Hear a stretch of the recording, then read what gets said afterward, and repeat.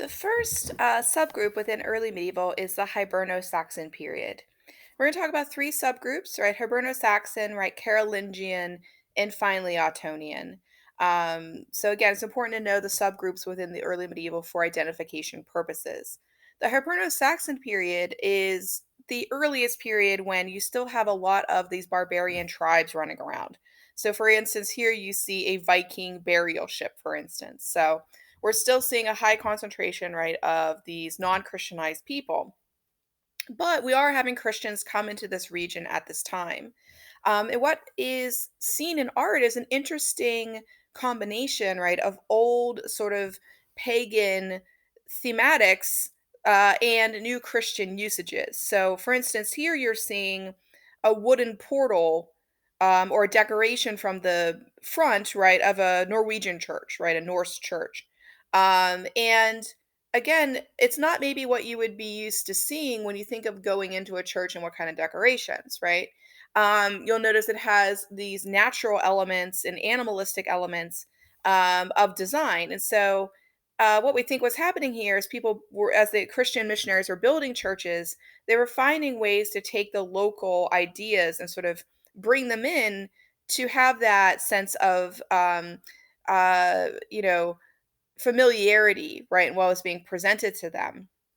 And so here you'll note that the use of the animals is used to speak to nature, which a lot of early pagans were nature worshippers to a certain extent. So this would make some sense.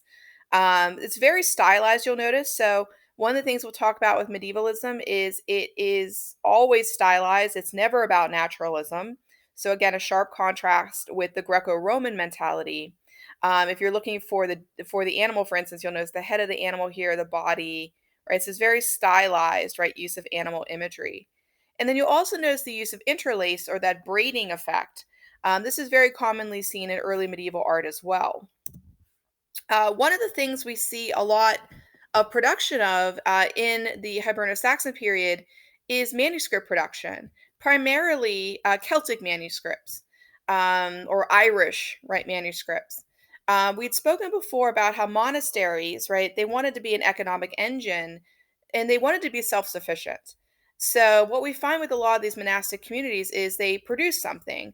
What we see the monasteries that are being established in Europe producing is manuscripts, right? Book arts, essentially, again. Why am I focusing on Ireland, though? I'm focusing on Ireland because Ireland was very unique in that it had never been colonized or conquered in any way until the Christian missionaries showed up. So the Romans had never conquered here. It had always been its own sovereign place with these barbaric tribes operating at their will. Christian missionaries are the first to settle, in a sense, right, the Irish island, right? And the famous first church, of course, is the Saul Church related to St. Patrick. I went to Ireland a couple years ago, so I got to see Saul Church and took a bunch of pictures when I was there. So this is considered the first church of Ireland. And again, if you look at the heritage of Christianity in Ireland, it's significant. It's the reason the schism in the religions is the reason for Ireland being two separate countries, right? So Christianity is the bedrock, of belief here today still. So it's very significant to note, right, the role of Christianity. And again, you have these missionaries coming in and setting up these monasteries with scriptoria within them or book arts production within them. And that is something that is very intrinsic to the history here.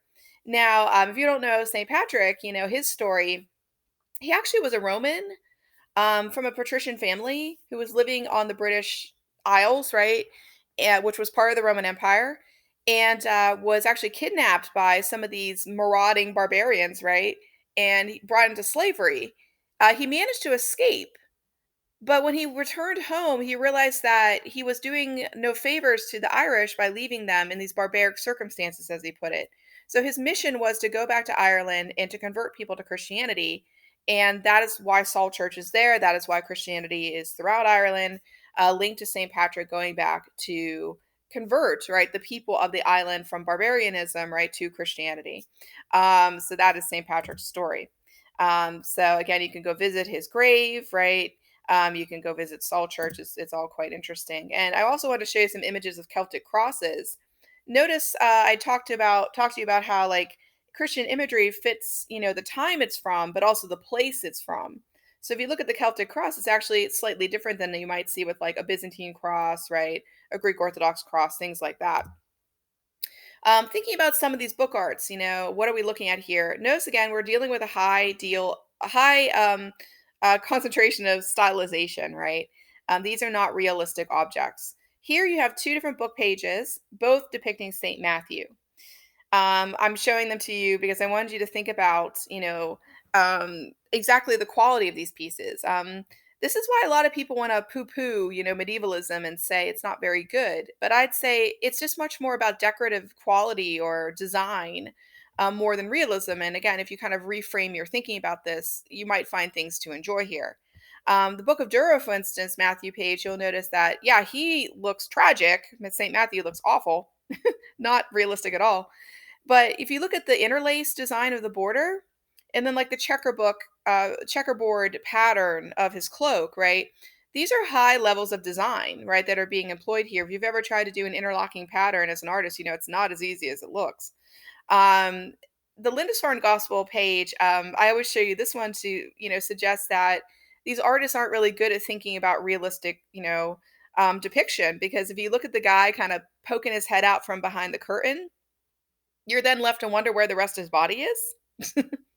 And again, did the artist know he was doing this or was it a mistake? But we're left kind of feeling like these are not the most realistic, depictions, right?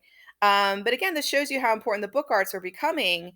People of wealth are much more interested in having these now than other types of luxury objects. Again, a nice close up of St. Matthew in the Book of Durrow. I would say it has almost like an Egyptian quality to me with the feet going sideways. But there's this overall sense of stylization, and you wonder if it's purposeful or accidental. Like, where are his arms? I hope he has them. I'm not sure. Again, is that a mistake? Is it on purpose? Will we ever know? Right. Here's a page from the Book of Kells. And this page, shows you how intricate a lot of these books were getting, where you have this all over level of design. This is the Chi-Rho iota page. We talked about the Chi-Rho a little bit before as a symbol. You see the chi, right? The rho, right? The iota, right? I always say these pages sort of function like a magic eye painting, where there's things hidden within them, and you have to sort of look around until you find them. There's little things sort of hidden. There's little people kind of stuck in the imagery, but there's a sense of all over quality or all over depiction. Some people even kind of refer to these as carpet pages because they look like carpets as far as the wovenness or the intricacy of the patterning, and make connections to Islamic art, right? In that way because of the use of carpets, right, in Islamic art. Another interesting note here is materials. These are all handmade books, and they use vellum and parchment here, which were animal products, right? Calf skin, lamb skin. And what's interesting is that I was reading another Cahill book, which is How the Irish Saved Civilization. And in it, he talks about how perhaps these materials were not only used for durability, but because paper was viewed as a pagan product. And I was like, wow, that's interesting that even the kind of materials you use can be viewed symbolically, right? That can be sort of taken to mean something symbolic, right? Through the kind of products that they're using. And, again, the book arts will be very important as we go on and look further on into the medieval, as we also look at Charlemagne and the Holy Roman Empire and the Carolingians.